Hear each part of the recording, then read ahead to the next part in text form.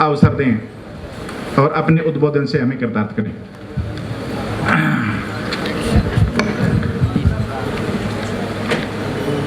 जिनके तत्वाधान में आज का कार्यक्रम संपन्न होने जा रहा है, ऐसे अखिल भारतीय योगी महासभा के अध्यक्ष और गोरक्ष पीठाधीश्वर आदरणीय महंत आदित्यनाथ जी, महाराष्ट्र सरकार के लोकप्रिय मुख्यमंत्री, और मैं यहाँ विशिष्ट उल्लेख इसलिए करना चाहता हूँ कि आज कुंभ में कई अखाड़ों के संचालकों को मिलना हुआ, कल शाम को भी मिलना हुआ। सभी आकंठ महाराष्ट्र सरकार की प्रशंसा करते हैं व्यवस्था के लिए। ऐसे हमारे महाराष्ट्र शासन के मुख्यमंत्री श्रीमान देवेंद्र फडणवीस जी, भारतीय जनता पार्टी महाराष्ट्र प्रदेश के अध्यक्ष श्री राव साहेब दानवे पाटिल जी, कुंभ के प्रभारी और जल आपूर्ति और सिंचाई मंत्री महाराष्ट्र के श्री गिरीश महाजन जी, महंत चांदनाथ जी, महंत नरहरिनाथ जी, महंत चेताईनाथ जी, महंत किशननाथ जी, अखाड़ा परिषद के अध्यक्ष आदरणीय पूजनीय नरेंद्र गिरी जी, हरिगिरी महाराज जी, अखाड़ा अलग अलग अखाड़ा से उपस्थित सभी महात्माओं और पूजनीय संतों महंतों, और आज इस सभा में उपस्थित नाथ संप्रदाय के सभी योगियों को मेरा, आप सभी के श्री चरणों में मेरा प्रणाम।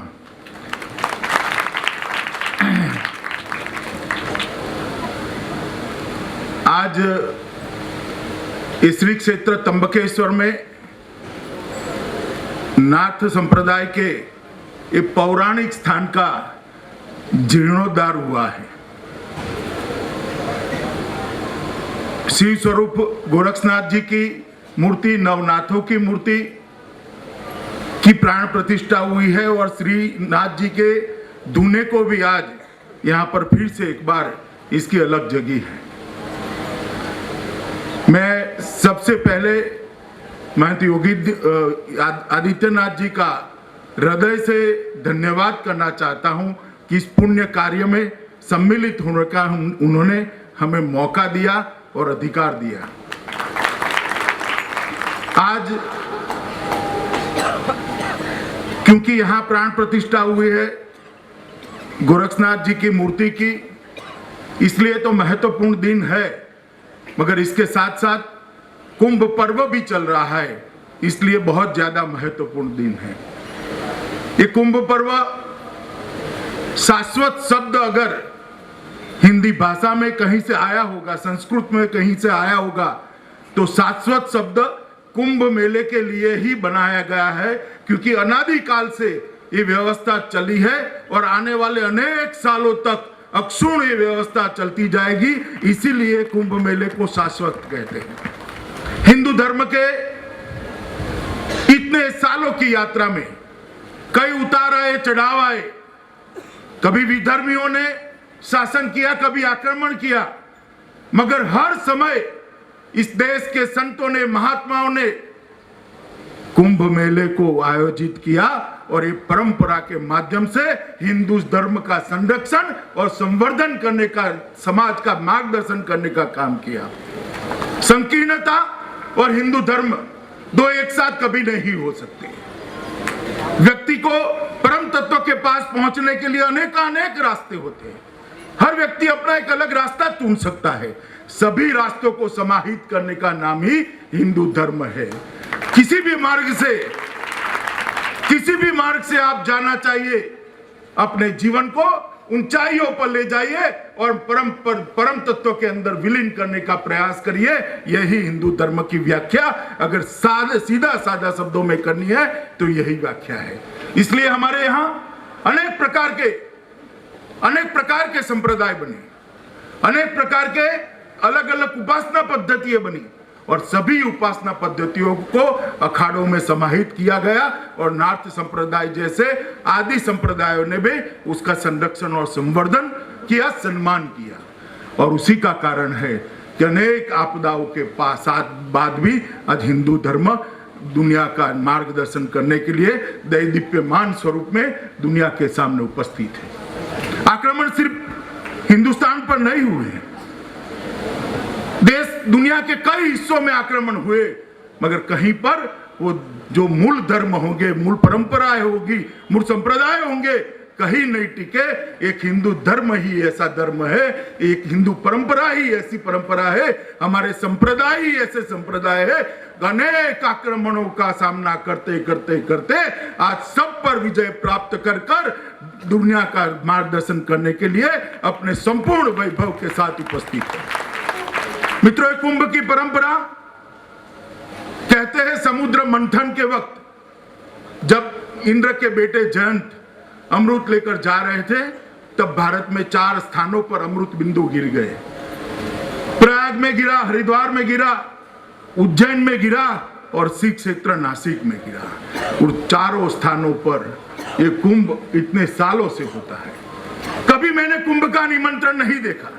अखाड़े भेजते होंगे, मगर करोड़ों करोड़ों लोगों तक ये निमंत्रण कभी नहीं पहुंच सकता।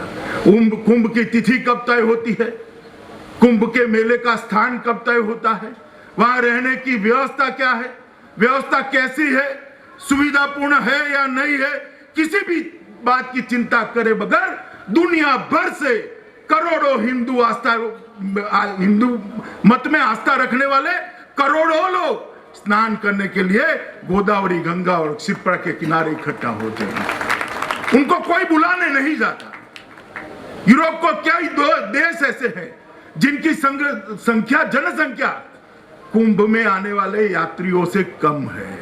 अगर कुंभ में 4 करोड़ लोग आते हैं ऐसा मान लो, तो दुनिया के 80 देशों से उनकी जनसंख्या से ज्यादा लोग एक स्थान पर स्नान करने के लिए आते हैं। मैं आपको इसलिए बताता हूं कि कुंभ का महत्व क्या है। दुनिया के 80 देशों की जनसंख्या से ज्यादा लोग एक स्थान पर स्नान करने के लिए यही मुहूर्त के अंदर इकट्ठा होते हैं और अपने आप को एक परम तत्व को, ईश्वर को फिर से पुनः समर्पित करके हुए अपने संसार में वापस जाते हैं।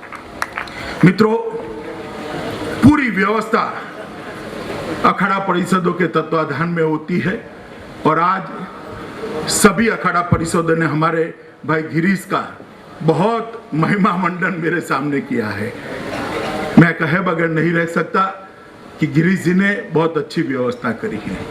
और आज यहाँ पर नाथ संप्रदाय के बहुत पुराने स्थान का जो कभी कालांतर में जीर्ण शीर्ण हुआ था, उसका भव्य तरीके से पुनरुद्धार कर नवनाथों की मूर्ति और गोरक्षनाथ की मूर्ति का प्राण प्रतिष्ठा कर एक परंपरा को बहुत आगे तक ले जाने का योगी आदित्यनाथ जी के नेतृत्व में नाथ संप्रदाय ने जो काम किया है, इसके लिए मैं समूचे संप्रदाय को साधुवाद देना चाहता हूं और उनको धन्यवाद देना चाहता हूं। इसलिए मैं करना चाहता हूं कि मित्रों, नाथ संप्रदाय जब जी हिंदू धर्म पर आक्रमण हुए, संकट आया, कहीं बुरा समय आया है, चाहे आक्रमण वैचारिक हो या शासन के द्वारा किया हुआ आक्रमण हो, हिंदू धर्म का संरक्षण और संवर्धन करने का काम ये नाथ संप्रदाय ने किया है।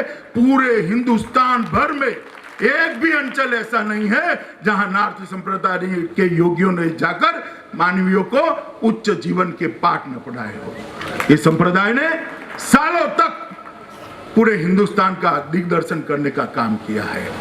और जहां तक गोरक्षा पीठ का सवाल है, महंत अवैधनाथ जी को मैं जीवन में 2 ही बार मिला हूं। एक बार बहुत छोटा कार्यकर्ता था, कर्णावती गुजरात में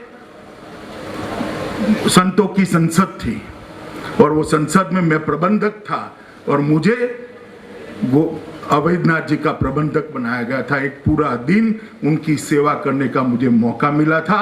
और दूसरी बार जब मैं यूपी का प्रभारी बनकर आया, तब वो ही व्यक्ति का मैं आशीर्वाद लेने सबसे पहले गोरक्षा पीठ पर गया था।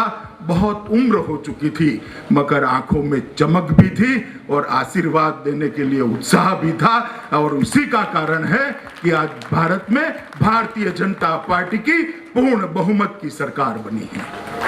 यूपी की 73 सीट अगर ना आती तो पूर्ण बहुमत की सरकार न बनती। और यूपी का प्रचार गोरखसा पीठ से मैंने शुरू किया था। सुबह का नाश्ता योगी आदित्यनाथ जी के साथ कर वो मुझे लेकर गए थे महंत अवैधनाथ जी के साथ। जीवन का अंतिम समय था और उसके एक ही साल के बाद वो स्वर्ग भी सिधार गए, मगर बड़ी ऊर्जा से उन्होंने आशीर्वाद दिया था। और वही आशीर्वाद के कारण आज भारतीय जनता पार्टी की सरकार पूरे देश में बनी है। देश भर में जितने भी संत महंत है सबने इस सरकार की स्थापना में बड़ी सहायता की है।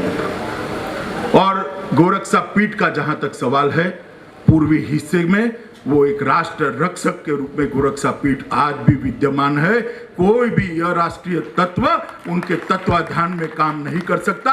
इस तरह का प्रभाव गोरखसा पीठ ने पूरे पूर्वांचल में बनाया हुआ है। आज यहाँ पर मंच पर आकर ही देखा कि महाराष्ट्र के जिन किसानों ने आत्महत्या की है, उनके संतानों को कितनी अच्छी तरह से पढ़ाई लिखाई और उनका पूरा जिम्मा हमारे संस्थाओं ने उठाया है। मैं हृदय से उन संस्था के सभी संचालकों को साधुवाद देना चाहता हूं और इन्होंने जो काम किया है उसकी अनुमोदना भी मैं करना चाहता हूं। मित्रों, कोई लंबी बात नहीं करनी है। पहले से ही मुझे और देवेंद्र जी को यहाँ पहुँचने में देर हुई है, मगर आज यहाँ आकर मन को शांति भी मिली है, प्रसन्नता भी मिली है। सारे अखाड़ों और नाथ संप्रदाय के सभी योगियों का आशीर्वाद ही मिला है।